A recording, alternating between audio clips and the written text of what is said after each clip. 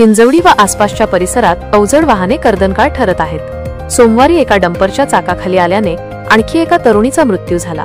ही घटना पुनावळे येथील Kolte Patil life Republic housing सोसायटीच्या प्रवेशद्वाराजवळ दुपारी 1:30च्या सुमारास घडली।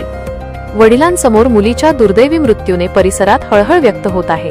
तन्वी सिद्धेश्वर साखरे, वय 20 वर्षे, राहणार फ्लॅट नंबर 04, मुक्तानंद हाइट्स, गावठाण रस्ता, हिंजवडी असे अपघातात मृत्युमुखी पडलेल्या तरुणीचे नाव आहे।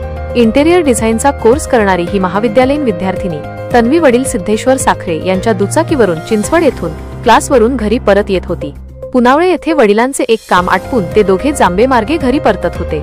यावेळी वाटेत चेंबर चुकविताना सिद्धेश्वर यांची दुचाकी घसरली। या अपघातात तन्वी डंपरच्या मागील चाकीखाली पडल्याने तिचा जागीच मृत्यू झाला, तर तिचे वडील दुसऱ्या बाजूला पडल्याने तेही किरकोळ जखमी झाले आहेत, परंतु त्यांची प्रकृती स्थिर असल्याचे पोलिसांनी सांगितले। तन्वी तिच्या वडिलांच्या मागे दुचाकीवर बसली होती, त्यामुळे त्यांच्या डोळ्यासमोरच तिचा तडफडून मृत्यू झाल्याचे पाहून ते चाकाखाली गेलेल्या मुलीला पाहून हताशपणे पाहत होते।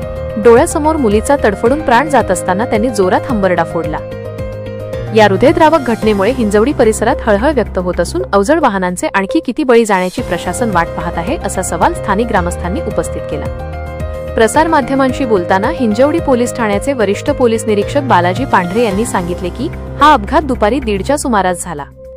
जड वाहनांना सकाळी 8 ते दुपारी 12 आणि संध्याकाळी 4 ते रात्री 9 पर्यंत आयुक्तालयाच्या हद्दीत ये-जा करण्यास बंदी आहे। अपघातानंतर चालक घटनास्थळावरून पळून गेला। त्याच्यावर कलम 106 निष्काळजीपणामुळे मृत्यूचा गुन्हा दाखल केला जाईल। आम्ही त्याच्या शोधात पथके पाठवली असून या प्रकरणाची सखोल चौकशी करत आहोत।